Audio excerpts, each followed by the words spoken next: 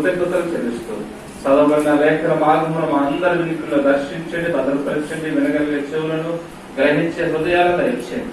పరిశుద్ధాత్ముడా పరిశుద్ధాత్ముడా నీవే నీ ప్రజలతో సూటిగా తేటగా మాట్లాడి మీ నామానికి మహిమను పొందుకోవమని మా రక్షకుడు అయిన యేసుక్రీస్తు నామమున ఈ ప్రార్థన అడిగి వేడుకుంటున్నాను తండ్రి, ఆమేన్. పిల్లలు పాస్టర్ గారి దగ్గర ఒక రోజు ఒక విశ్వాసం వచ్చాడట. విశ్వాసం ఎలా వచ్చాడు తెలుసా? ఆయన తోలుకుంటూ వచ్చాడట. భయంకరంగా మద్యాన్ని సేవించి తోగుతూ పాస్టర్ గారి దగ్గరికి వచ్చాడట. పాస్టర్ గారికి అందరికి సహజంగా అందరి పేర్లు గుర్తుల్లో మర్చిపోతా ఉంటారు. ఎవడే పాస్టర్ గారు నేను తెలుసండి ఎక్కువ అన్నారు. ఆయన చాలా పెద్ద పాస్టర్ గారు, వేల మందికి బాప్తిసాలు ఇచ్చి పెద్ద పెద్ద బహిరంగ సభలో మాట్లాడే గొప్ప ఇంటర్నేషనల్ స్పీకర్ అన్నమాట. ఆయన దగ్గరకు వచ్చి ఎవడి పాస్టర్ గారు నేను గుర్తున్నాను అంటున్నాడు. ఆయన దగ్గరికి రాగానే భయంకరమైనటువంటి వాసన, మద్యం మత్తుతో నింపబడిన వాసన. పాస్టర్ గారు నేను గుర్తున్నాను అనేసరికి, అయ్యా దయచేసి నన్ను క్షమించండి, మీరు ఎవరో నాకు గుర్తులేదు అని అన్నారు. అప్పుడు ఆయన అంట, ఎవరి నేను గుర్తులేదా? మీరే నాకు బాప్తిసం ఇచ్చారు, మీరే నాకు పేరు పెట్టారు. నా పేరేం పేరు తెలుసా? డేవిడ్ రాజ్. నేమోగానే కదా నేను మారు మనసు పొంది బాప్తిసం తీసుకుంది అన్నారు. అవునా బాబు, నిజమే నిజమే, నా మూలాన్ని పొందారు కాబట్టి త్రాగిపోతుగానే ఉన్నారు. దేవుని ఆత్మూలంగా పొందుంటే బహుశా మంచివాడిగా మారి చక్కగా బ్రతికేవాడు. అయ్యా కొనుగోలు నా మూలానందుకు మారు మనసు పొందుతున్నాయన, యేసయ్య ఆత్మను బట్టి మారు మనసు పొందునైనా అని అతనికి చిన్న ప్రార్థన చేసి పంపించారు. కొన్నిసార్లు లోకంలో పరిస్థితులు ఇలాగే ఉంటాయి అన్నమాట. దేవునికి మహిమ కలుగును గాక. చదవబడిన వాక్య భాగాన్ని మనం 10 నిమిషాలు ధ్యానం చేద్దామండి. అయితే మనం చదువుకున్న వాక్య భాగాన్ని అక్కడ కావున అనే మాటతో ప్రారంభించారు. అవునా?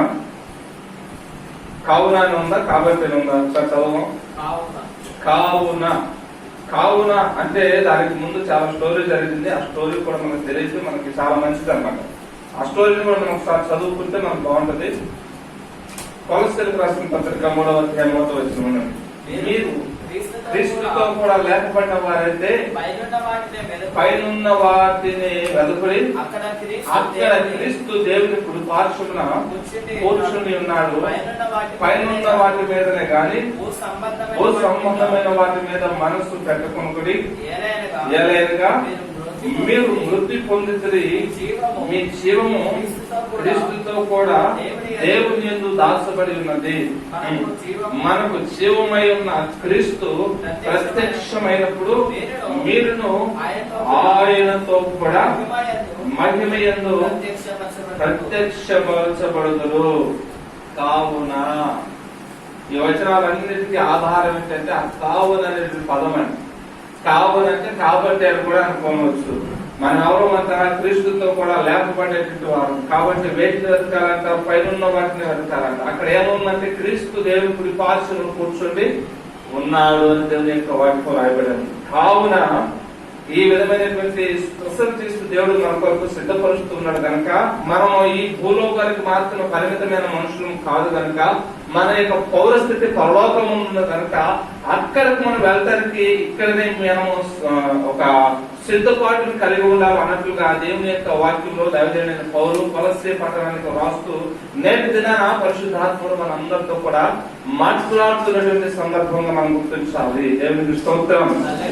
మనము క్రీస్తుతో కూడా లేపబడిన వారి మీద పైనున్న వాటిని ఎక్కువగా వెతుకుతూ ఉంటామంట. మనం క్రీస్తు ఆత్మ చేత మరి లేపబడేటువంటి వారి మీద ఎక్కువగా మన పూర్వీ మన యొక్క ఆలోచన అంతా కూడా ఇప్పుడు పైనున్న వాటి మీదనే ఉండాలి, ఉంటుందని దేవుని యొక్క వాక్యం తెలియజేస్తాం. అయితే మనల్ని పైన ఉండేటువంటి వారిగా లేకుండా క్రిందికి దిగదార్చే వాటి గురించి జాగ్రత్తగా ఉండమని దేవుని యొక్క వాక్యం హెచ్చరిస్తా ఉంది. ఈ యొక్క మధ్యాహ్నం కలిసి ఏంటి పైకి వెళ్ళనివ్వకుండా మన దిగదార్చేవి ఏంటి అని మనం ఒకసారి ఆలోచిస్తే అక్కడ మొదట 3 విషయాలు ఒకే పాపానికి సంబంధించినవి కానీ వాటిలో వేరియేషన్ ఉంది. నేను గమనించాను. నేను వాటిని క్లుప్తంగా మీకు వివరించడానికి ప్రయత్నిస్తాను. చదువుదామా 5వ వచనాన్ని. కావున భూమి మీద ఉన్న మీ అవయములను అనగా జారత్వమును, అపవిత్రతను, కామాతురతను. జాగ్రత్తగా మనం మూడింటిని మనం ఆలోచన చేసినట్లయితే మూడు ఒకే రకమైనటువంటి పాపాలు. అయితే మూడింటిలో కొంచెం వ్యత్యాసాలు కనపడుతుంది. మొదటిది జారత్వము అని దేవుని వాక్యం కనపడతా ఉంది. మనల్ని పైవారిగా చేయకుండా క్రిందికి గుంజేటువంటి దాంట్లో ఇది ఒక పాపము, భయంకరమైన పాపం. ఇది జారత్వము. జారత్వం అంటే ఏంటి పాస్టర్ గారు? వ్యభిచారం అంటే ఏంటి పాస్టర్ గారు? అపవిత్ర అంటే ఏంటి పాస్టర్ గారు మీరు అడిగితే, జారత్వం అంటే నేను చెప్పాలని అనుకుంటున్న మాట, జారత్వం అంటే వివాహానికి ముందు నేటి దినాన అనేకుల యవనస్తుల జీవితాలని అపవిత్రపరుస్తున్నటువంటి భయంకరమైన పాపం ఏదైనా ఉందంటే వివాహానికి ముందే లైంగిక సంపర్కానికి యవనస్తులు ఎక్కువగా ఇష్టపడుతున్న దినాల్లో ఉంటున్నాం. కామాతుల చేత నడిపించబడుతున్న దినాల్లో మనం ఉంటున్నాం. జాగ్రత్తగా దేవుని పిల్లలుగా మనము ఈ కామాతులు అనేటువంటి పాపాన్ని లేదా జారత్వాన్ని అనేటువంటి పాపాన్ని మనము గుర్తించాలి, గ్రహించాలి. ఎందుకంటే ఇది పరములకు తీసుకుని పోకుండా సాతాను నరకాన్ని తీసుకుని పోవడానికి అనేక ప్రేరేపించేటువంటి పాపం అని దేవుని యొక్క వాక్యం తెలియజేస్తా ఉందండి. హల్లెలూయా. కాబట్టి జారత్వం అనేటువంటి పాపం ఏంటంటే పెళ్లికి ముందు జరిగించేటువంటి అపవిత్రమైన కార్యక్రమాలు. ఒక సోషల్ సర్వే ద్వారా ఒక విషయాన్ని మన న్యూస్ లో చెప్తూ ఉండగా, న్యూస్ లో కాదు ఒక వ్యక్తి ఫేస్బుక్ లో చెప్తూ ఉండగా విన్న ఒక చేదు నిజం ఏంటంటే 100% అంటుంది. ఆ మాట వింటే కొంచెం నాకు భయం వేసింది, బాధేస్తాం.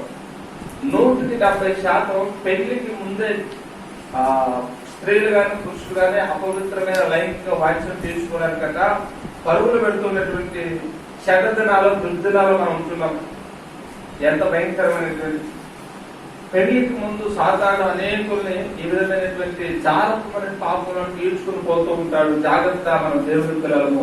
అట్టి వాటికి మన యొక్క జీవితాలు ఎక్కడ కూడా చోటు ఇవ్వడానికి వీలేదని దేవుని యొక్క వాక్యం తెలియజేస్తాము. సామెతల గ్రంథంలో ఒక మాట, సొలొమోను అలాంటి జాగ్రత్త పాపం మన మీద ఏర్పాటు చేస్తుంటే ఎలాగ తప్పించుకోవాలో సామెతల గ్రంథము 7వ అధ్యాయంలో అనుకుంటున్నాను. ఒకసారి చూడండి. సామెతల గ్రంథము 7వ అధ్యాయము ఒకసారి చూడండి. ఎలా తప్పించుకోవాలో రాశాడు. 2వ వచనం 3, 4 వచనాల్లో. 7, 2, 3, 4 సామెతలు 7 2 చదువుతాను. నా ఆజ్ఞలను నీవు మనస్సులో ఉంచుకొని ఎడలా నీ కను పాపు వలె నా ఉపదేశమును కాపాడిన ఎడలా నీవు బ్రతుకుదువు. నీ వేళ్లకు వాటిని కట్టుకొనుము, నీ హృదయమును పలక మీద వాటిని రాసుకొనుము. జ్ఞానముతో నీవు నాకు అక్కవనియు తెలివితో నీవు నాకు చెలికత్తు అని చెప్పుము. అవి నీవు చారస్త్రీ యొద్దకు పోకుడను ఇచ్చకములాడు పరస్త్రీకి లోబడుకుండను నిన్ను కాపాడును. దేవునికి స్తోత్రం. ఆ 7వ వచనం మొదటి కూడా మనం చదివితేనండి, మనం ఆ జార స్త్రీ, ఆ జార పురుషులు మనల్ని ఏ విధంగా కన్ఫ్యూషన్ చేస్తూ ఉంటారో రాయబెడుతూ ఉంది. వాటి నుంచి దేవుని పిల్లలను మనం ఎలాగ తప్పించుకోవాలో దేవుడు రాయించాడు. నా కుమారుడా, నా మాటలను మనసున నుంచుకొనము, నా ఆజ్ఞలను నీ యొద్ద దాచిపెట్టుకొనము.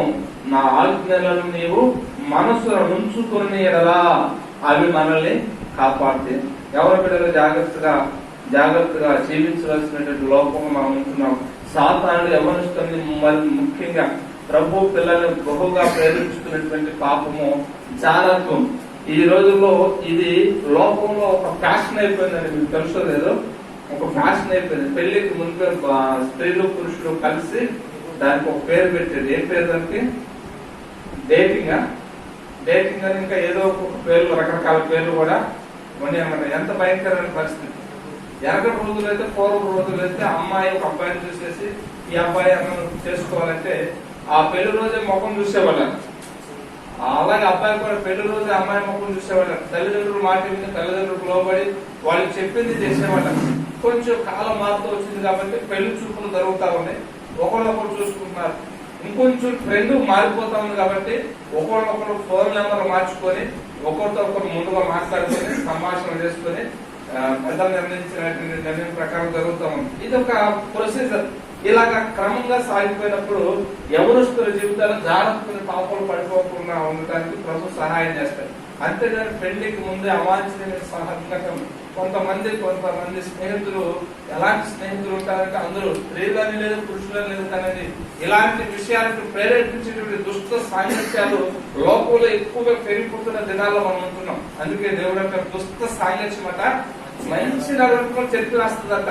అనుకోవద్దు నేను మంచివాడిని, నేను మంచిదాన్ని, నేను మంచి పవిత్రమైన ప్రవర్తన కలిగినటువంటి దానను వాడను, ప్రార్థన చేయవాడను అని మనం ఎప్పుడు అనుకోవద్దు. దుష్ట సాంగత్యం మన సమీపానికి రానివ్వడానికి వీలేదు. దుష్ట సాంగత్యం ఏం చేస్తుందంటే మంచి నడవడికను కూడా చెరిపేస్తుంది. చాలా తులమైనటువంటి పాపం. మనం పరలోకానికి వెళ్ళకుండా అడ్డించేటువంటి భూమి మీద అందుకే వాటిని చంపివేయదని దేవుని యొక్క వాక్యము హెచ్చరిస్తాం. పెళ్లికి ముందు ఎలాంటి అపవిత్రమైన కార్యాలు దేవుని పిల్లల మన జీవితాల్లో ఉండటానికి వీలేదని పరిశుద్ధ గ్రంథము తెలియజేస్తా ఉన్నాం. బైబిల్లో ఉన్న చిన్న స్టోరీ జ్ఞాపకం చేయడం ఆశపడుతున్నాను. 2వ సమూయేలు గ్రంథం అలా తీసుకొచ్చాను. మీకు తెలుసు అనుకుంటున్నాను స్టోరీ. తెలియకపోతే తర్వాత ఇంటికెళ్ళి చదువుతాను. దావీదు అనేటువంటి మహారాజు మనందరికీ తెలిసినటువంటి ఆయనకి 8 మంది భార్యలు. 2వ భార్యకి మొట్టమొదటి సంతానం కలిగింది. అతని పేరు అమ్నోను. వాస్తవానికి దావీదు తర్వాత రాజుగా రాజ్యాన్ని పరిపాలించవలసినటువంటి వరుసలో ఇతడే ఉంటాడు.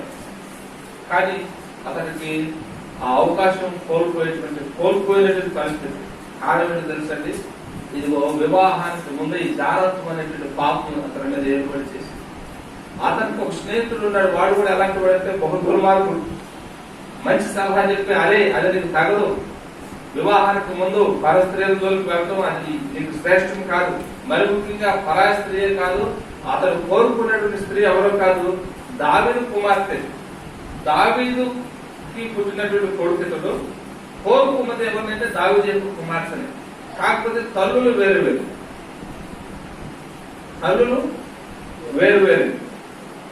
వాస్తవానికి పాత నిబంధన కాలం ప్రకారం తల్లులు వేరు ఉంటారు కాబట్టి ఒక తండ్రికి పుట్టినటువంటి పిల్లల్ని వివాహం చేసుకున్నటువంటి ఆనవాయితీ ఉంది. ఇప్పటికీ ముస్లింస్ లో కొంతమంది ఇలాగనే బాబాయ్ కూతురునో పెదనాన్న కూతురునో చేసుకోవడానికి, బాబాయ్ కొడుకునో పెదనాన్న కొడుకునో అలా చేసుకోవడానికి వాళ్ళు ఇష్టపడుతున్నారు. అది పాత నిబంధన ప్రకారంగా ఉన్నటువంటి చరిత్ర. అయితే అమ్నోను అనేటువంటి ఒక దుర్మార్గుడు దావీదు అంటే కన్న తండ్రి మరొక భార్య పుట్టినటువంటి ఒక అందమైనటువంటి ఒక స్త్రీ ఉంది. ఆ స్త్రీ మీద అతనికి కన్నుపడినప్పుడు అది తన స్నేహితుతో పంచుకున్నాడు. ఆ దుర్మార్గుడైన స్నేహితుడు, ఆ చెడ్డ స్నేహితుడు మంచి పద్ధతి కాదురా, లేకపోతే క్రమమైన పద్ధతిలో నువ్వు వెళ్ళి అతని వివాహం చేసుకొని తండ్రిని అడుగు, బహుశా నీకు ఇవ్వచ్చు అని కూడా సలహా ఇవ్వకుండా ఒక దుర్మార్గపు ఆలోచన చెప్పాడు. ఏంటి ఆలోచన తెలుసా? నువ్వు అనారోగ్యంతో పడుకున్నట్టుగా మనసు మీద పడుకోరా, మీ నాన్నతో చెప్పు, నాకు చెల్లి చేసినటువంటి రొట్టెలు తింటే, చెల్లి చేతి వంట తింటే నాకు బాగుంది అనిపిస్తుంది, ఒకసారి చెల్లిని మన ఇంటికి వచ్చి నాకు ఆహారాన్ని సిద్ధపరచమని చెప్పు అని అడుగు. మీ నాన్న కాదను, నువ్వంటే మీ నాన్నకి చాలా ఇష్టము. అప్పుడు మీ చెల్లి మీ ఇంటికి వస్తుంది.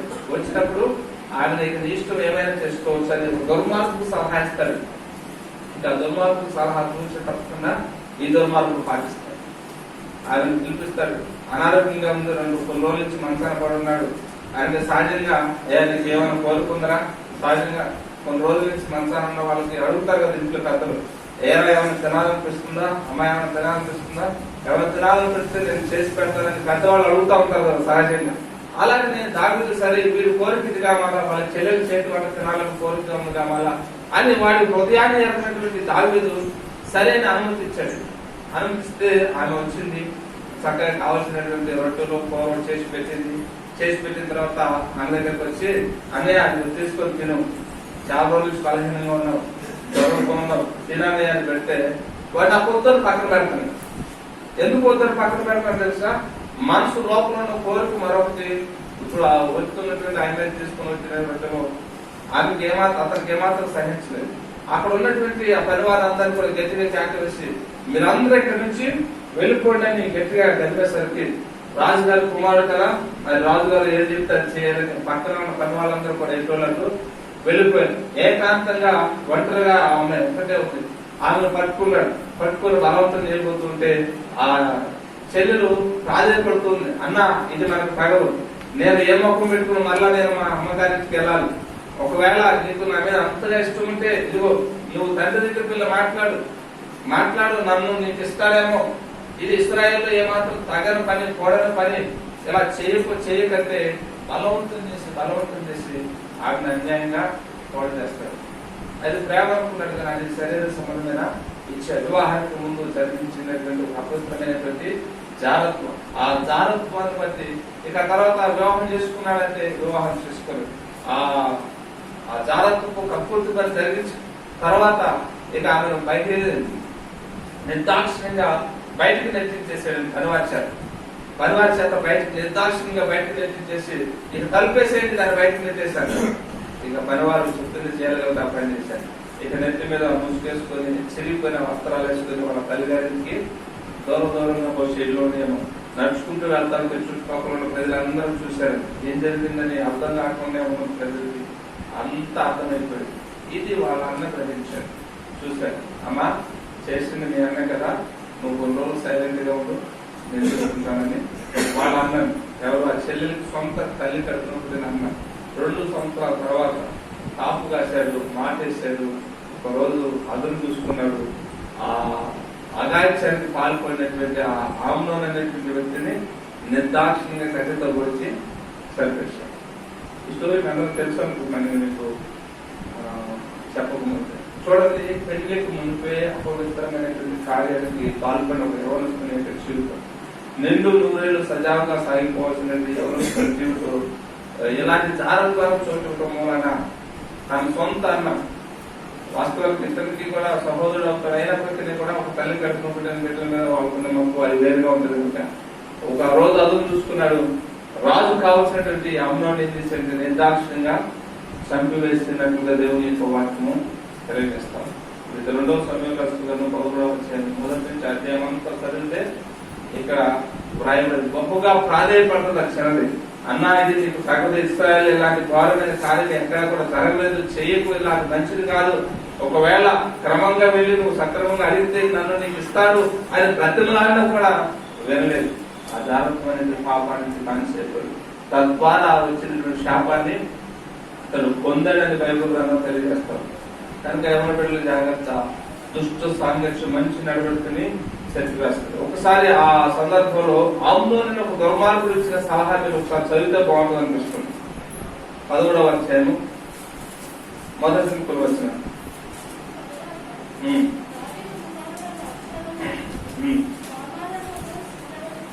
దావీదు కుమారుడు అబ్షాలోమునకు తామారునకు ఒక సుందరవతకు సహోదరులుగా దావీదు కుమారుడు ఆమ్నోను ఆమెను మోహించెను.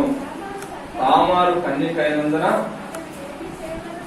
ఆమెకు ఏమి చేయవలనను దుర్లభమని గ్రహించి చింతాక్రాంతుడై తన చెల్లెలైన తామారును బట్టి చిక్కిపోయాను. ఆమ్నోనుకు మిత్రుడొకడున్నను, అతడు దావీదు సహోదరుడైన షిమ్యా కుమారుడు. అతని పేరు యోనాదాబు. ఈ యోనాదాబు బహు కపటము గలవాడు. చాలండి, ఇప్పటి వరకు నేను చెప్పిన స్టోరీ అంతా అధ్యాయం ఉంటుంది. తర్వాత ఇంకా మీకు వివరంగా అర్థం అవ్వాలని దిగిపోయి ఒకసారి ధ్యానం చేయండి. యవనస్తుడైనటువంటి ఆమ్నోను తన యవన కాలం జీవితంలో నిర్దాక్షిణ్యంగా మనుషుల చేత పొడిచి చంపబడ్డానికి కారణం ఏంటంటే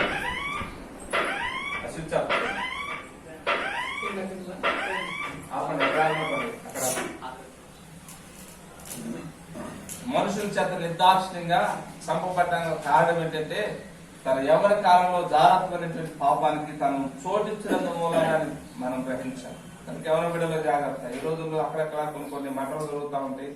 ఎందుకు జరుగుతున్నాయో తెలియదు. వాటిని కోపికి లాగితే పోలీసులు ఎంక్వైరీలు ఇవన్నీ చేస్తే ఎక్కడో ఒక అపవిత్రమైన లైంగిక పాపానికి చోటిచ్చినందు మూలాన జరిగిందని వార్తలు బయటకు వస్తుంది. కనుక జాగ్రత్తగా మన దేవుని పిల్లలము ఇలాంటి జాగ్రత్తలకి దూరంగా ఉండటం మనకి ఆశీర్వాదం అని బైబిల్ గ్రంథం తెలియజేస్తారు. ఇది జాగ్రత్త మనకి. ఇక రెండవదిగా మనం చదువుకున్నటువంటి వాక్య భాగంలో అక్కడ మరొక మాట ఏమో రాయబడిందంటే అపవిత్రత అనే మాట కూడా రాయబడిందండి. అపవిత్రత అంటే నేను అనుకుంటుంది అది వాస్తవం కూడా. పురుషుడు పెళ్లి చేసుకోవటం అండి అపవిత్రత. స్త్రీలు పురుషులు పెళ్లి చేసుకోవడం అది పవిత్రమైన కార్యము, దేవుడు ఏర్పాటు చేశాడు. దాన్ని వివాహం అని పరిశుద్ధ గ్రంథం తెలియజేస్తాం. వివాహం అన్ని విషయాల్లో ఘనమైనదని దేవుని వాక్యం తెలియజేస్తాం. అయితే స్త్రీలు పెళ్లి చేసుకుంటున్నారంట, పురుషులు పెళ్లి చేసుకుంటున్నారంట. అందుకే అవిధేయుల మీదకి దేవుని యొక్క ఉగ్రత దిగవచ్చిందని రాశాడండి పౌలు. అవిధేయులు ఎవరంటే దేవుని యొక్క క్రమాన్ని తప్పి జీవించేటువంటి వారు. స్త్రీ పురుషుడు కాకుండా స్త్రీ పెళ్లి చేసుకున్న పాపమే, పురుషుడు పెళ్లి చేసుకున్నా కూడా పాపమే. అలాంటి పాపము ఇప్పుడు పుట్టింది కాదు, సొదొమ గొమొర్ర ప్రాంతాల్లో పట్టణాల్లో పుట్టినటువంటి పాపం మాట. ఈ స్టోరీ అందరూ తెలుసు అనుకుంటున్నాం. లోతు ఇంటికి దేవదూతలు 3 వెళితే ఆ దేవదూతలు వాళ్ళ ఇంటిలోకి వెళ్ళిన సంగతి ఆ ఊరు ప్రజలు చూసి వాళ్ళని బయటకు తీసుకుని రా, వాళ్ళని మేము కూడాలని బలత్కారం చేస్తున్నటువంటి దుర్మార్గపు చర్య అక్కడ కనబడతా ఉన్నాయి. అపవిత్రత. జాగ్రత్త, దేవుని పిల్లలమైన మనమే కావద్దు. లోపల ఎవరు కూడా ఇలాంటి అపవిత్రలోనికి వెళ్ళటం దేవునికి ఇష్టం లేదని పరిశుద్ధ గ్రంథము తెలియజేస్తాం. కనుక మన ఆత్మీయ సత్యాన్ని బాగుగా ఎరిగిన వారమే ఉండి పరలోకమునకు వెళ్ళుటకు మనమందరము సిద్ధపడవలసిన వారని ప్రభు యొక్క వాక్యం తెలియజేస్తా ఉంది. హల్లెలూయా. ఇక మనం 3వది గమనించినట్లయితే అక్కడ ఏమని రాయబడింది? 3వది కామాతురతను అని రాయబడి ఉందండి. కామాతురతను అని ఒకసారి రాయబడింది. కొన్ని సందర్భాల్లో యవనస్తులు కావచ్చు, వివాహాలైన వారు కావచ్చు, వివాహం కాని వారు కావచ్చు, ఈ కామాతుల చేత నడిపించబడుతున్న పరిస్థితులు అక్కడక్కడ కనపడతా ఉంటాయి. అందుకని ఇనిమేలో కూడా ఇక్కడ ఒక మాట రాయబడింది, ప్రతి వాడు కూడానట తన పొరుగు వాని భార్యల వెంట సైకిలించు గుర్రం వల్ల తిరిగేటువంటి గుంపు కొంత ఉంటుందంట. జాగ్రత్త, దేవుని పిల్లలు మనము అలాంటి కామాతురతకి ఎక్కడ కూడా మన జీవితాల్లో అవకాశము ఇవ్వటానికి వీల్లేదు. అది శాపము అనే సంగతి మనం బాగా గుర్తారుగా. దేవునికి స్తోత్రం. మన దేవుడు పరిశుద్ధుడైన ప్రకారం మనం కూడా పరిశుద్ధంగా ఉండటం మనం కూడా ఆధ్యాత్మిక జీవితానికి అది అవసరమైన పరిశుద్ధంగా మనం తెలియజేస్తాం. మన ప్రభు ఎవరన్నా పరిశుద్ధుడు. హల్లెలూయా, హల్లెలూయా. పరిశుద్ధుడవై మహిమ ప్రభావములకు నీవే పాత్రుడవు, బలవంతుడవై దీనుల పక్షమై దయచూపువాడవు, దయాళుడవై ధారాళముగా కరుణించిన శ్రీమంతుడా, దయాళుడవై ధారాళముగా కరుణించిన శ్రీమంతుడా. ఆరాధన నీకే నా యేసయ్యా, స్తుతి ఆరాధన నీకే నా యేసయ్యా, సేవించదనికే నా పూర్ణ హృదయముతో, సేవించదనికే నా పూర్ణ హృదయముతో. పరిశుద్ధుడవై మహిమ ప్రభావములకు నీవే పాత్రుడవు, బలవంతుడవై దీనుల పక్షమై కృప చూపువాడవు. హల్లెలూయా. కామాతురత. కామం దేవుడు శరీరాలు దేవుడు మనకు నియమించాడు. అది భార్యాభర్తల సంబంధానికి దేవుడు మన శరీరాల్లో ఉంచాడు. అయితే ఆతురత మాత్రం అది సాతానుగా తీసుకుని వస్తారు. దయచేసిన మాటలను అర్థం చేసుకోవడానికి ప్రయత్నించండి, అపార్థం చేసుకోవడానికి కాదు. దేవుడు సృష్టిలో ఆ బంధాన్ని ఏర్పాటు చేశాడు. అయితే ఆ సృష్టికి విరుద్ధంగా మనిషి ప్రయాణం చేస్తే స్వయాన నాశనానికి దొరుకుతాడు అనే సంగతిని మనం గుర్తించాలి. భార్యాభర్తల మధ్యన ప్రేమ ఉండాలంటే వారి మధ్యలో ఇలాంటి రిలేషన్ ఉంటేనే అది ప్రేమకు దారితీస్తూ ఉంటుంది. అన్ని ప్రేమలకు భిన్నంగా భార్యాభర్తల ప్రేమ కొనసాగుతుందంటే దానికి కారణం ఇలాంటి ఒక రిలేషన్. ఆ రిలేషన్ అనేది చాలా ప్రాముఖ్యమైనది. అయితే ఆ రిలేషన్ కామాతురతగా మారటం మాత్రం దేవునికి ఇష్టం లేదు. దేవుని పిల్లగా మనం వాటికి దూరంగా ఉంటుంది మంచిది. సాతానుడు ఆ కామాతురతను ప్రేరేపిస్తూ ఉంటాడు. మరి ముఖ్యంగా యవనస్తుల్ని బాగా వాడుకుంటున్నాడు. యవన కాలంలో ఒక 18-19 ఏళ్ళ వయసు వచ్చేసరికి మనిషి అలాంటి స్టెబిలిటీని ధరించి ఉంటాడు. అయితే ఇక దాన్ని ఆధారంగా చేసుకుని దుష్టుడు మన మీద దాడి చేస్తూ ఉంటాడు, మనం బలహీనపరుస్తూ ఉంటాడు. ఈ రోజుల్లో పరిస్థితులు ఎలా మారుతాయంటే వాయు వరుస లేకుండా కూడా తయారైపోతా ఉన్నాయి. ఈ కామాతృతకి వాయు వరుసలు కూడా ఎలాంటి పరిస్థితి లేదు. ఈ కామాతృతకి వయసుకి మరి తారతమ్యం లేకుండా తయారవుతాం. ఈస్ట్ గోదావరిలో ఒక 2 నెలల క్రితం నేను ఒక వార్త విన్నాను. ఏంటి ఆ వార్త అంటే పోలీసులకు కూడా ఆ కేసును ఎలా రిజిస్టర్ చేసుకోవాలో అర్థం కాని పరిస్థితి అన్నమాట. 22-23 ఏళ్ళ యవనస్తుడట 60 ఏళ్ళ వృద్ధురాలట అగాయిత్యం చేశాడట. పోలీసులు ఏ చట్టం కింద కూడా దాని కేసు నమోదు చేసుకోవడం అర్థం కాక తల్లబడుతున్నారు. ఎంత భయంకరమైన పరిస్థితులు ఆలోచించింది. దీని గల కారణం ఏంటంటే కామాతృత మన మీద ఎలుబడి చేయకుండా దేవుని యొక్క వాక్యం తెలియజేస్తా ఉంది. సామెతలు 3:4 గమనించండి, నా కుమారుని హృదయము నాకు అని దేవుడు చెప్పారు. హల్లెలూయా.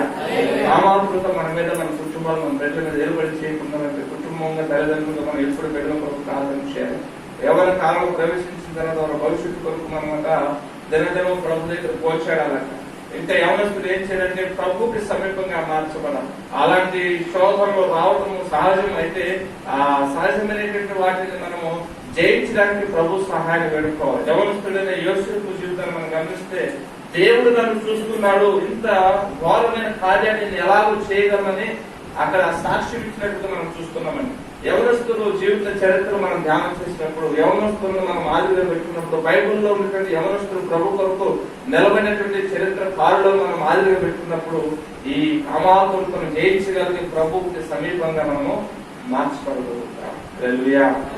ఎంత సమీపంగా అయిపోయిందంటే పాపము రేపు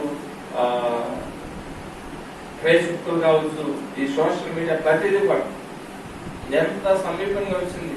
కావాలనుకుంటే అతి సమీపంగా వచ్చింది, ఏది చూడాలనుకుంటే అతి సమీపంగా వచ్చినటువంటి దినాల్లో మనం అనుకున్నాం.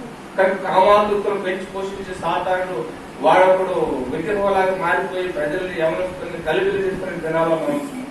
కనుక దేవుని పరమైన మనం దేవునికి సమీపమైనప్పుడు, దేవుని యొక్క వాక్యాన్ని మన హృదయాల్లో భద్రపరుచుకున్నప్పుడు, ఆత్మ సంబంధమైనటువంటి పుస్తకాలు మనం చదువుతున్నప్పుడు వాటి మీద మనము చేతులు పొందుకోగలుగుతాం. దేవునికి స్తోత్రాలు. కనుక మన ఆధ్యాత్మిక జీవితాన్ని పైకి వెళ్ళడం కన్నా కిందకి లాగేటువంటి విషయాలు ఇవన్నీ అని దేవుడు దైవజనుని పౌలు హెచ్చరిస్తూ రాస్తున్న మాట. ఇక 4వది మీరు గమనించినట్లయితే 4వది ఏమన్నా కదా, దురాశను అనే వాక్యంలో రాయబడి ఉందండి. దురాశ ఏదో ఒకసారి అమ్మాట అందరూ చదువుతారా? నాకు దురాశ లేదని అన్నవారు ఎవరైనా ఉంటారా?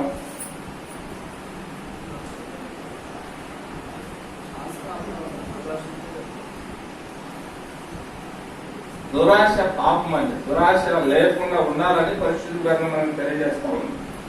దురాశ అంటే ఉదాహరణ చెప్తారు. ఒక కంపెనీలో ఒక ఉద్యోగి వెళ్ళి ఉద్యోగం చేసుకుంటారు. నెలకి 10,000 15,000 రూపాయలు శాలరీ వస్తుంది. నాకు నెలకు 15,000 శాలరీ యజమాని ఇస్తాడు కాబట్టి నీ ధర్మం ఏంటంటే యజమానికి నమ్మకంగా పనిచేసి నీ బాధ్యతను నెరవేర్చి నువ్వు ఇంటికి వెళ్ళిపోవాలి. అంతేకాకుండా నేనేమో బండి మీద వెళ్తున్నాను, నా యజమానేమో కారులో తిరుగుతున్నాడు అని ఆ యజమాని మోసం చేయాలనే ఆలోచన నీకు కొడుతూ చూసావా, అది దురాశ. ఖచ్చితంగా దేవుని మీద ఆధారపడినప్పుడు దేవుని పిల్లల్ని అంచెలంచెలుగా దేవుడు క్రమక్రమంగా ఆశీర్వదిస్తాడు. ఆశీర్వదించేంత వరకు ఆగకుండా నేను కూడా వాళ్ళలాగా ఇంకా ఎదగాలి, నేను ఇంకా బైక్ మీద వాళ్ళలాగా కారులో వెళ్ళాలి, నేను ఇంకా అద్దెతో ఉండాలి, ఇంకా నేను సొంత ఇల్లు కొనుక్కోవద్దని దురాశ పుట్టి మనం ప్రవర్తించే ప్రవర్తన తీర విధానం ఉంది, అదే దురాశ. ఆశ ఉండాలి ఖచ్చితంగా, ప్రతి మనిషికి తప్పులేదు. ఆశకి మించి మనం ఆశించి ప్రయత్నం చేస్తే అది దురాశగా మార్చబడుతుంది. దురాశ అది పాపం అని పరిశుద్ధ గ్రంథము తెలియజేస్తాము. కనుక తిమోతి రాసినటువంటి మొదటి పత్రిక 6వ అధ్యాయం 6వ వచనంలో ఒక మాట దేవుని యొక్క వాక్యం ఇలాగ రాయబడింది. చూద్దామా? సంతుష్టి సహితమైన దైవ భక్తి గొప్ప లాభ సాధనము.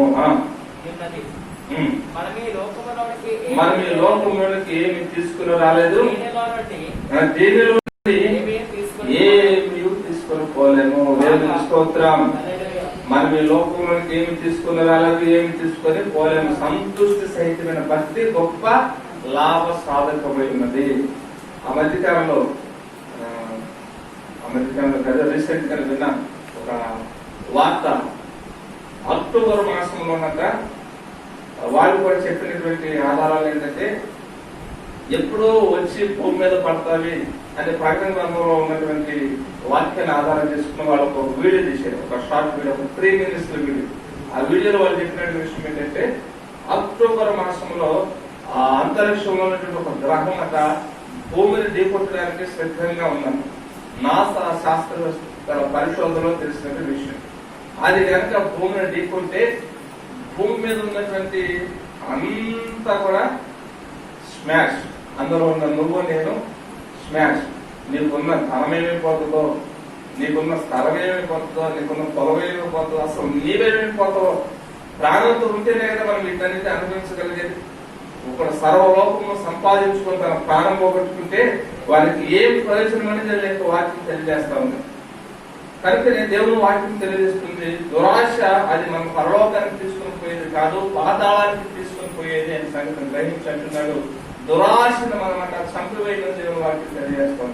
ఒకవేళ దేవుని చిత్తమే అదే వచ్చి భూమి మీద డాష్ కొడితే బాధమో, కొందరికైతే సంతోషం, కొందరికైతే బాధ ఉంటుంది. ఎందుకు బాధ ఉంటుందంటే, కాస్త పుస్తకం సంపాదించుకున్నాం, బ్యాంకులో అంతో ఇంతో బ్యాంక్ బ్యాలెన్స్ ఉంటుంది, ఏమీ లేని రాబోతుంటే సంతోషం, దేవుని స్తోత్రం ఉంటుంది. అందరికి కాస్త పుస్తకం పొలాలు స్థలాలు ఉంటాయి. వీటిని అనుభవించవలసిన పరిస్థితి చాలా ఉంది. మనం ఎంతో కష్టపడుతున్నాం, మన బిడ్డలు పెంచుకుంటున్నాం, వాళ్ళు భవిష్యత్తు ఉంది, చదువుకోవాలని ఆశపడుతున్నారు, చదివించాలని మనం తాపత్రయపడుతున్నాం. వాళ్ళ కొరకు ఎల్ఐసి ఫండ్లు కట్టించుంటాం, లేకపోతే ఇన్సూరెన్స్ చేసుకుంటాం. బోర్డు ఆలోచన మంచి మనసు నిండా కనుక ఇలాంటివన్నీ మీకు అందరికి ఉన్నాయా? లేకపోతే చేసుకోవడం మంచిది. దూరదృష్టి కలిగి ఉండటం మన అందరికి మంచిదండి. మాట్లాగా ఎవరు ఉండొద్దు. ఇక నాది వేరు, నా రూట్ వేరు, మీ అందరి రూట్లు వేరు. అలాగని ఇద్దరం ఒకే ఆరాధన దేవుని ఆరాధన చేస్తున్నాం. ఆ విషయం నేను అనుకోలేదు. కానీ దైవజనులుగా దేవుడు మమ్మల్ని పిలిచిన పిలుపుని బట్టి మేము అలాగే ముందుకు సాగిపోతున్నాం. అది సంపాదించాలి, అది కట్టుకోవాలనేది కాదు. ఇక దేవుడు ఇచ్చినప్పుడు ఇచ్చింది పొందుకుంటూ ప్రభువానికి స్తోత్రం అని దేవునికి కృతజ్ఞత చెల్లిస్తూ ముందుకు సాగిపోవడం. ఇప్పుడు నేను చెప్పినవన్నీ మీ అందరికీ ఖచ్చితంగా ఉంటే మంచిది. ఒకవేళ అక్టోబర్ లో వాళ్ళు చెప్పినట్లు ఒకవేళ దీనికి వస్తే అది సంతోషించేవాడిని నేనే ఉంటానేమో. మొదలుగా దేవునికి స్తోత్రం. కొంచెం బాధపడే గుంపులు మీరు ఉంటారు, అలాగని మీరు బాధపడవలసిన అవసరం లేదు. మనం అందరము ఒకే దేవుని ఆరాధిస్తున్నాం కాబట్టి ఒకే దేవుని దగ్గరికి మనం వెళ్ళడానికి సిద్ధపాటు కలిగి ఉంటాం. దేవునికి స్తోత్రం. కాబట్టి దురాశ అనేటువంటిది మనిషికి ఎప్పటికీ అది ఆశీర్వాదం కాదు. కనుక మన ఆత్మయాత్రలో ఇది మనం భూమి మీద చంపవలసినటువంటి అవయవాల గురించి దేవుడు జ్ఞాపకం తీసుకున్నాడు. వీటిని చంపినప్పుడు మనము హరణకు ఎత్తబడే గుంపులో ఉంటామంటున్నాడు. మొదటి జాగ్రత్తము, తర్వాత అపవిత్ర, తర్వాత కామాతులతో, తర్వాత మనం గమనించినట్లయితే దురాశ ఉన్న స్థితిలో సంతృప్తితో ఉండలేకుండా మనల్ని బలహీనపరుస్తూ ఉంటుందండి దురాశ. ఒక స్టోరీ చెప్పాలి మీ అందరికి. స్టోరీ కాదు, ఇది వాస్తవం. ఓ రోజు ఒక వాహనం మీద వెళ్తూ ఉంటే, డబ్బులు బ్యాగ్ లో పెట్టుకుని వెళ్తూ ఉంటే, ఆ బ్యాగ్ ఒక చిన్న బ్యాగ్ నిండా డబ్బులు పెట్టుకుని బైక్ మీద ట్రావెల్ చేస్తూ ఉంటే, ఆ బ్యాగ్ వచ్చి మరి బ్యాగ్ కొంచెం చిరిగి ఒక 100 రూపాయల కట్ట కింద పడింది. ఆ 100 రూపాయల కట్టలోంచి ఒక 100 రూపాయలు విడిగా పడింది, ఒక 100 రూపాయల కట్ట స్పెషల్ గా పడింది. ఆ 100 రూపాయల కట్ట ఒక అతను దొరికింది. అతను తీసుకున్నాడు, ఇంటికి వెళ్ళిపోయాడు. ఆ విడిగా ఉన్నట్టు ఒక 100 రూపాయలు ఒక వ్యక్తికి దొరికింది. ఆ 100 రూపాయలు తీసుకున్నాడు, చాలా సంతోషించాడు. అప్పటికప్పుడే స్పాట్ లో హోటల్కి వెళ్ళలేదు. చాలా రోజుల నుంచి హోటల్కి టిఫిన్ చేయలేదు, లాక్డౌన్ వలన అనుకున్నాడు, ఏమో తెలియదు. పోయాడు, హోటల్కి వెళ్ళాడు, చక్కగా టిఫిన్ చేసాడు. ఒక 50 రూపాయలు అయిపోయింది. ఒక 50 రూపాయలు అయిపోయిన తర్వాత ఇంకొక 50 రూపాయలు మిగిలినాయి కదా. ఆ 50 రూపాయల్లో ఒక 5 అట్టిపళ్ళు అంతా, ఒక అట్టిపళ్ళు పని చేసి 40 రూపాయలు అన్నాడంట. ఆ 40 రూపాయలకు ఒక 5 అట్టిపళ్ళు తీసుకున్నాడు. నేను పోతూ ఉంటే ఇలా ఒక చర్చి కనపడితే, ఆ చర్చి కనపడితే కానుకలు ఉన్న 10 రూపాయలు వేసేసి వెళ్ళిపోయాడు. హ్యాపీ వాడు, సంతోషం. అయితే ఈ 100 రూపాయల కట్ట దొరికిన వాడంతా ఇంటికెళ్ళాడు. ఇంటికెళ్ళి ఆ 100 రూపాయల కట్ట లెక్కేసుకున్నాడు. అది చక్కగా బ్యాంక్ సీల్ కవరేజ్ ఉంది. బ్యాంక్ లో ఖచ్చితంగా 100 రూపాయల కట్ట అంటే ఇన్సూరెన్స్ గా 10,000 ఉంటాయి. 10,000 ఉంటాయి కదా. లెక్కేసుకుంటే 9,999 900 9,900 ఈ ఒక్క 100 కనపడట్లేదు. అరే ఇది బ్యాంకులో సీరియస్ కరెక్ట్, ఇది ఎక్కడ పోయిందని ఉన్న వాటితో సంతృప్తి పడకుండా అది పోయినటువంటి ఆ మెయిన్ రోడ్ దగ్గరికి వచ్చి ఆ మెయిన్ రోడ్డుకి అటుపక్క మెయిన్ రోడ్డుకి ఇటుపక్క ఉదయం నుంచి సాయంత్రం వరకు వెతుకులాడుతూనే ఉన్నారంటే ఎలాంటి రోజులు కొంతమంది ఉంటారు.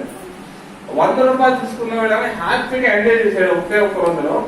ఈ 9,900 దొరికినోడు ఆ ఒక్క 100 కోసం మళ్ళా తిరిగి వచ్చాక ఆ రోడ్ అంతా అటు ఇటు తిరుగుతా ఉంటే పాపం ఏం కనిపించాడు.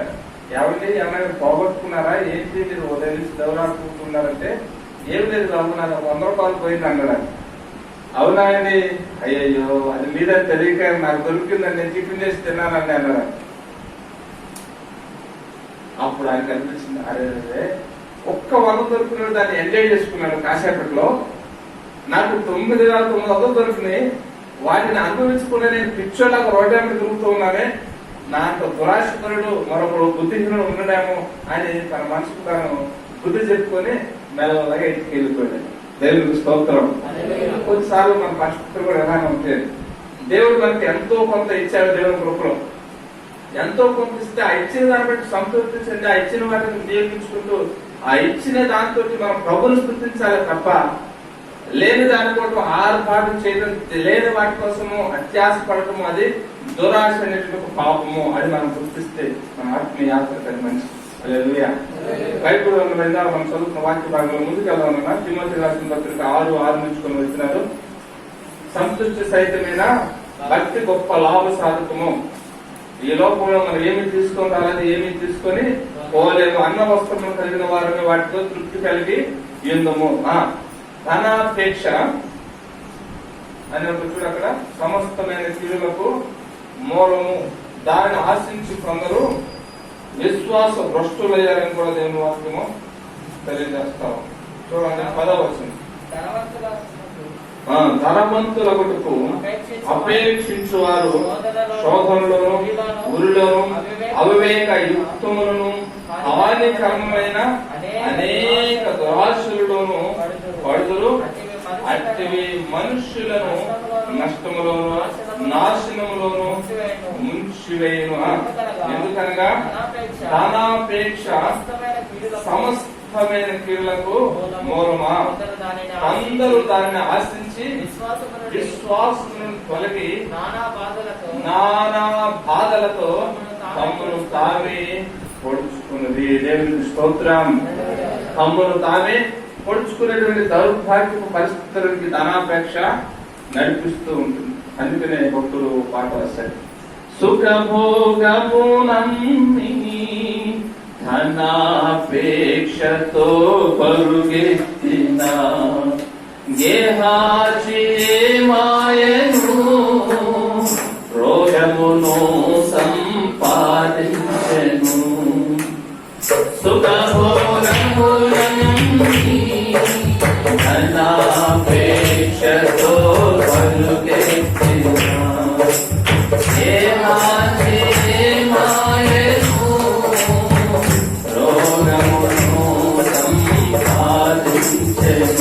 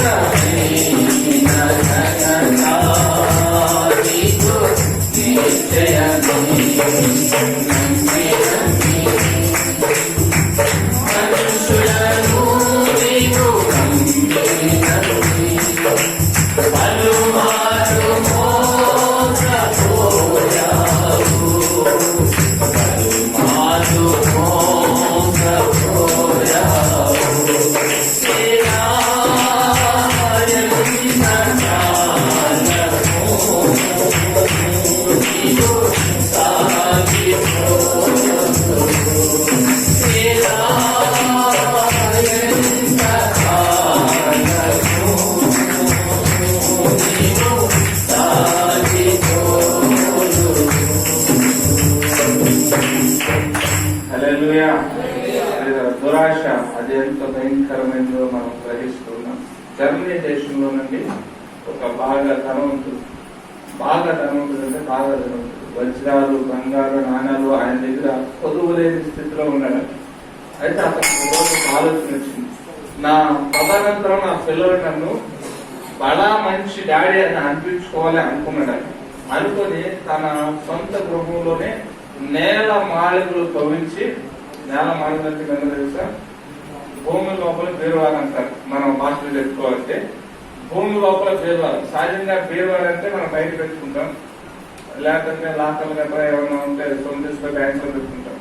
కానీ అతడు తెలివిగా నా దగ్గర ఉన్న సొత్తు, నా తదనంతరం నా పిల్లలు బాగా అనుభవించాలని నేల మాళికలు తవ్వించి అందులో ఆ వజ్రాన్ని, బంగారాన్ని, ఆ బంగారు కాయిన్స్ నిల్వ చేయడానికి ప్లాన్ చేశాడంటే, ఆయన ఎంత దుర్మార్గంగా ఆలోచన చేశాడంటే ఆ నేల మాళికలు నాకు తప్ప ఎవరికి తెలియకూడదు అన్నట్టుగా ప్లాన్ చేసి వాటిని తయారు చేసినటువంటి వాళ్ళు కూడా విషపూరితమైన ఒక ద్రావకం నుంచి ఇద్దరు తయారు చేస్తే వాళ్ళు కూడా చంపేశాడు.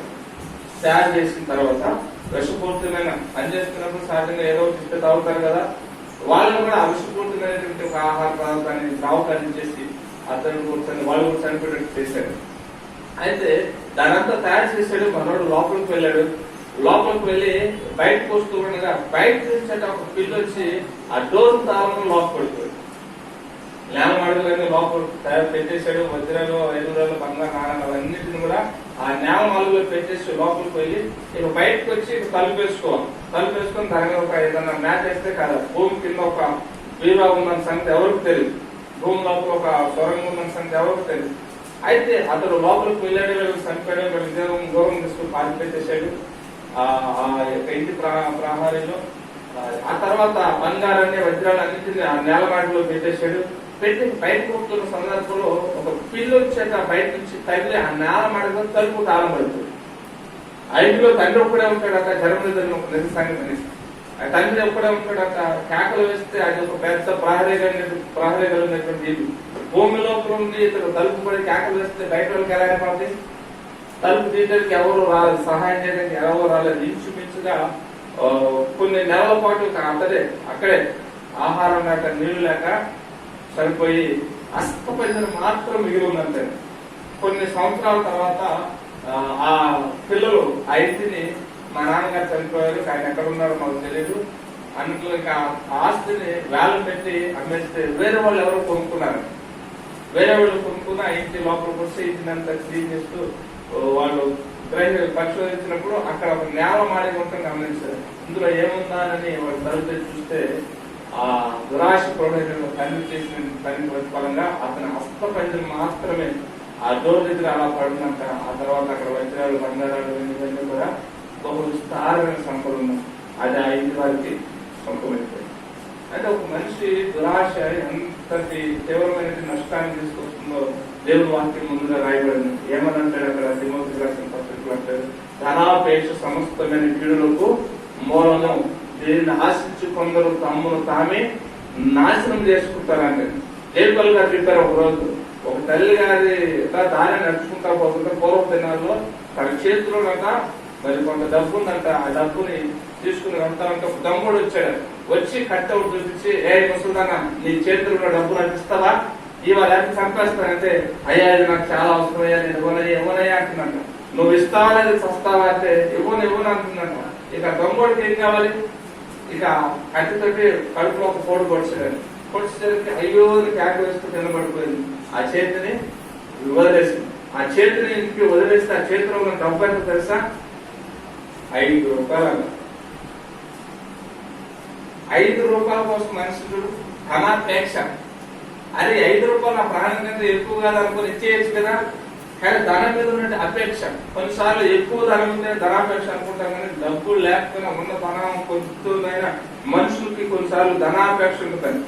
ఆ ధనాపేక్ష దేవునికి ఇవ్వాలన్నప్పుడు ఇవ్వనివ్వదు. కొన్ని సందర్భాలు అది ఇతరులకి ఏదైనా అపాయం వచ్చినప్పుడు కూడా ఖర్చు పెట్టినప్పుడు.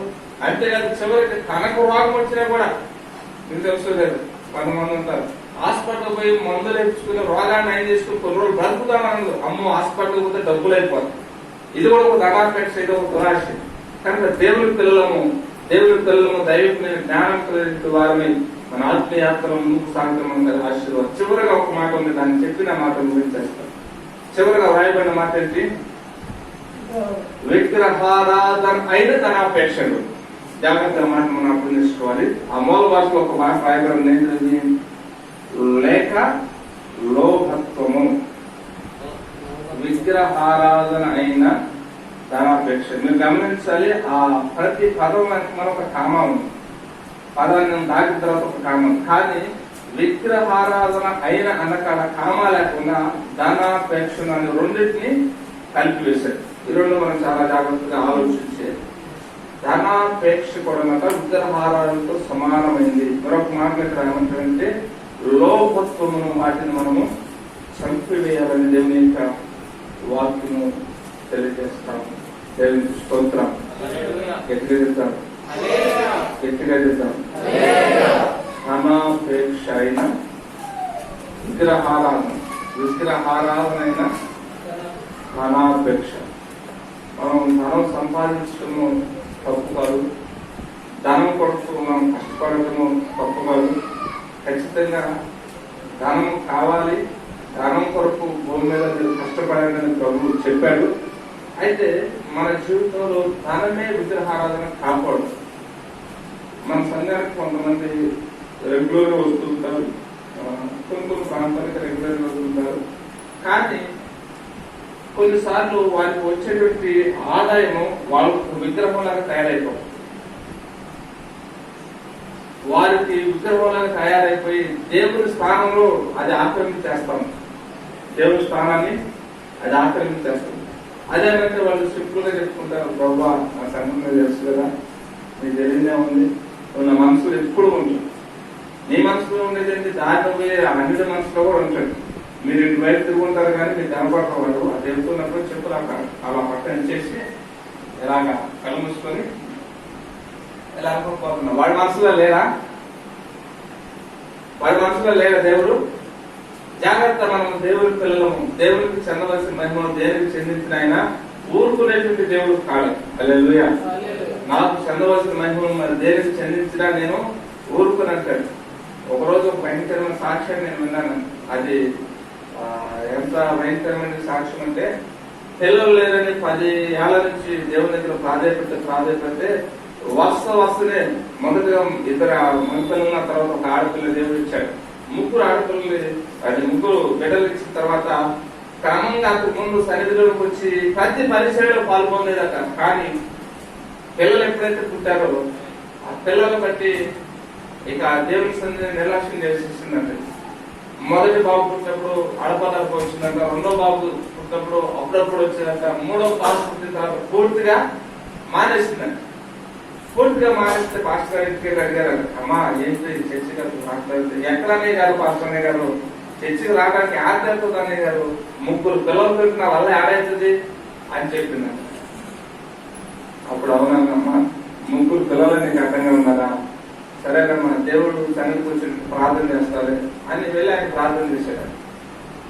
అయితే నేను అనుకుంటున్నాను, ఏది అవ్వలేని కూడా ఆ పిల్లలు అలా అవ్వాలని ప్రార్థన చేయలేదు. ఎందుకో తెలియని విపత్తు ఒకసారిగా సంభవించి 3 పిల్లలు చచ్చిపోయారండి. ఓ దైవజనుడు చెప్తున్న సాక్ష్యం నేను చెప్తున్నాను. 3 పిల్లలు చచ్చిపోయారు.